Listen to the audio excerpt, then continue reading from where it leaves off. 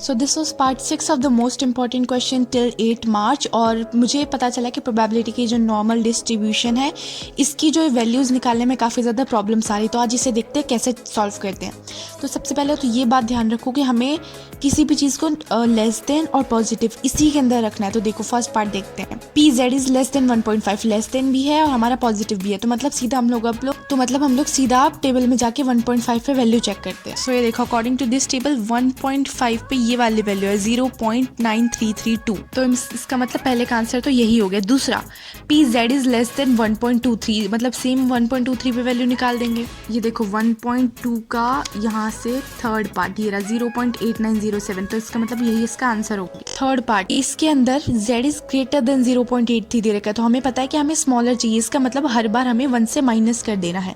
1 से P Z is less than 0.83 को minus कर देंगे। जब भी कोई भी अलग साइन दिया हो तो इसे 1 से माइनस कर देना है। अब पी 0.83 पे वैल्यू देखेंगे, ये रहा 0.8 का 3, तो ये रही 0.7967 और फिर इस वैल्यू को 1 से माइनस कर देंगे तो हमारे पास फाइनल आंसर आ जाएगा 0.2033। एक और पार्ट देखते हैं। अब देखो इसमें ग्रेटर भी है और नेगेटिव भी है, तो मतलब पहले स्मॉल बनाना है फिर नेगेटिव हटाना है। पहले तो हमने 1 से माइनस करके इसे स्मॉल बना दिया। अब एक और बार माइनस करेंगे ताकि इसका ये नेगेटिव साइन हट जाए। 2 बार माइनस करने पे 1 और 1 कैंसिल हो जाएगा। इसका मतलब पी की 1.83 पे वैल्यू देखनी है जो कि 0.9664 है। ये एक और पार्ट देखो, इधर हमें अब 2 फॉर्म में दे रखा है। तो हमें जो सेकंड वाला पार्ट होता है उसे Z2 कहते हैं, जो फर्स्ट वाला होता है उसे Z1 कहते हैं।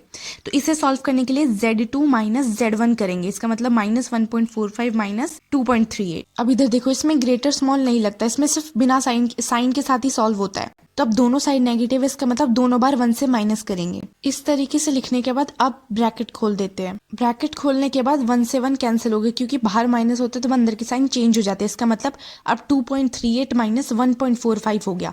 तो अब 2.38 पे वैल्यू देखनी है और 1.45 पे वैल्यू देखनी है और फिर दोनों को सब्ट्रैक्ट कर देना है। तो इस तरीके से इस टाइप के सारे क्वेश्चन हो जाते हैं। बस इतना याद रखो कि हमें स्मॉलर लेना है और पॉजिटिव रखना है, पर बस इस केस में हमारे पास ये स्मॉलर वाली चीज़ नहीं रहेगी, सिर्फ नेगेटिव को पॉजिटिव बनाना है। That's all for today, thank you so much.